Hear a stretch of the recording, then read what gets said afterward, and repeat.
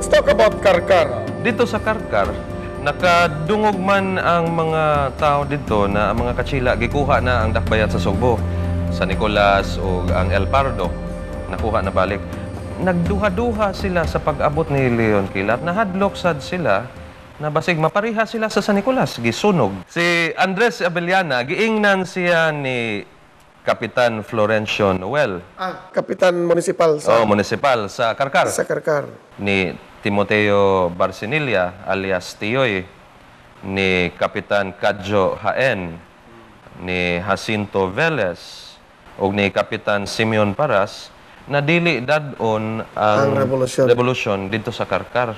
Si Andres Abellana, iya manggiingnan, sa wa pa musibog si Don Leon nganhi, ang mga tao gipahibalo.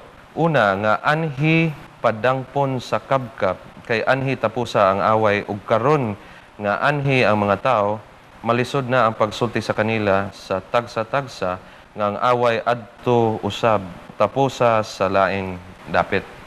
Aware na sila. Last stand yun ang Karkar. Ang naitabo dito, giplanuhan man siya patay sa confessional sa Santa Catalina de Alexandria dito sa Karkar. Ang coadjutor, si Padre Francisco Blanco, di mangyud siya makikita ni Kapitan Florencio Noel sa konbento. Kay murag suspechado tanahon, sumana dito sa confessional sila nagstorya.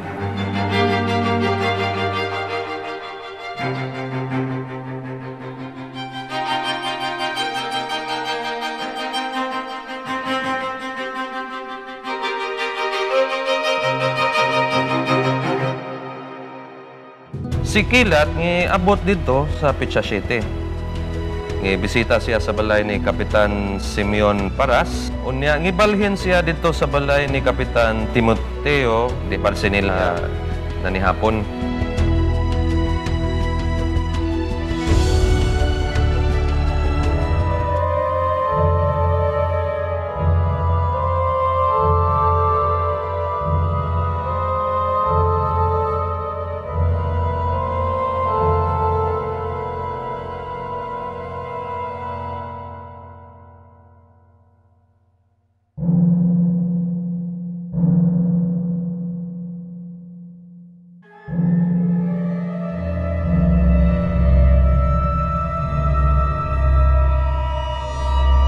Si Leon Quilat, iyang gipangutana si Kapitan Timoteo Barcinilla kung naabay sastre, kay ganahan siya magpasukot og traje de rayadillo.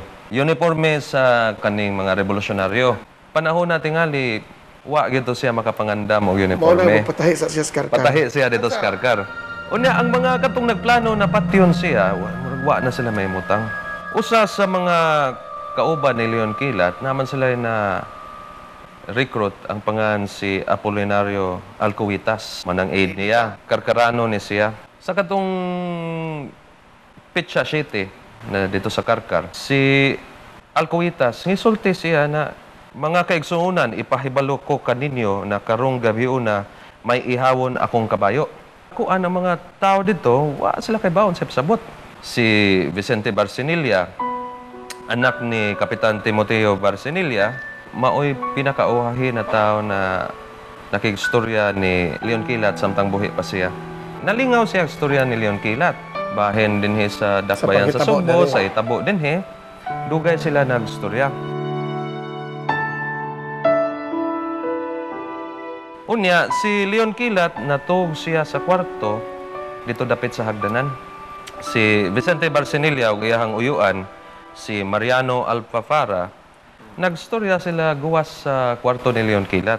Gikapoy na tingali, padung na sila pangatog. Unya, si Vicente, iyang giingnan iyang uyuan na ayaw lang sa lakaw, ani lang tamatog sa bay. So, wa mo lakaw. Pipila ka oras ng labay, ni mata si Vicente. Nakadungog siya og mga saba kaning Kasikas. Kasikas din sa kwarto ni Leon Quilat.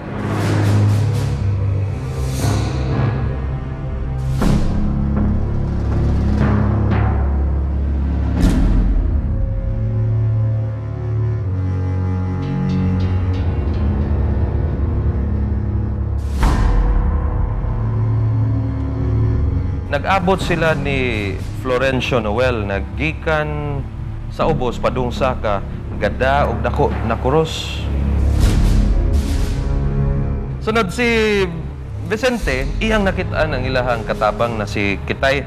Unya iyang giingnan na ablihi ang kwarto. Pag abli ni Kitay dito sa kwarto ni Leon Kilat,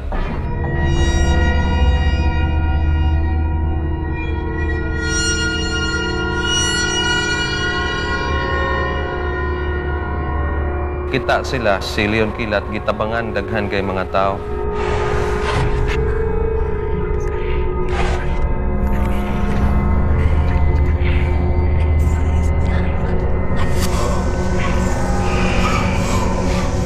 Tabangag tigbas o gidukdok ang ni Leon Kilat, gigamit ang iyahang armas katong iyahang Mauser, tigbas gyud siyang maayo. O na iyang mga bukog na Oo, mga na mga cut cut marks. marks. Gituyo na nila kay gibantog man si Leon Kilat na nay kalaki. Tungod aning mga anting-anting niya na di siya madutlan og bala. Mao to nanigurado tong mga nagplano mo patay niya na siguraduhon gyud na patay gyud siya. Daghan tong mga istorya, ang uban nga istorya gisabligan siya og tubig. Ang uban istorya sa dadto na bisag patay na siya gidukdok nag maayo. Ang iyahang lawas ato gipaguwas na sa kwarto. Unya nakadungog si Vicente Barcinilla na nangutana si Vincion Cui. Buhi pa ba ka, na? Patay na yung tao. Ginaog nila ang lawas. Unya si Vincion Cui iyang giingnan ang mga katong mga lalaki na nagdaa sa lawas na Yunong, ibutang ko sa ninyo. Atong suwayan ko di ba gyudutlan. at that exact moment, ila na sang gitigbas-tigbas ang patayng lawas ni Leon Hadlok Kilat. gid sila kaayo. Hadlok gid sila na mabuhi si Leon Kilat ug sila panigbason tingali. Naitabo ni siya sa kaadlawon sa petsa 8. Pagka alas 5 sa buntag, gidani ang patayng lawas ni Leon Kilat dito sa plaza atubangan sa simbahan para makita sa mga taga-Karkar Nga patay na siya. patay na siya Safe na sila. ug unsay mahitabo kung makigsangka sa gahom sa Kachila.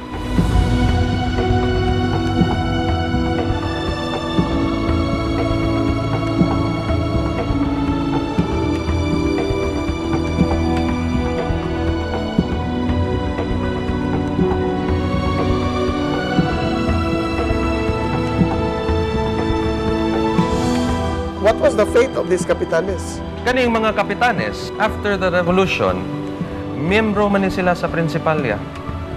Wa na sila mga unsa. Pero years after the revolution, nag-faction-faction man dito. Sunod ang kantong mulansar as municipal president, gigamit na nila Nga propaganda. na propaganda. Si Kuan, kaning pamilyaha, gipatay nila ang ato ang hero.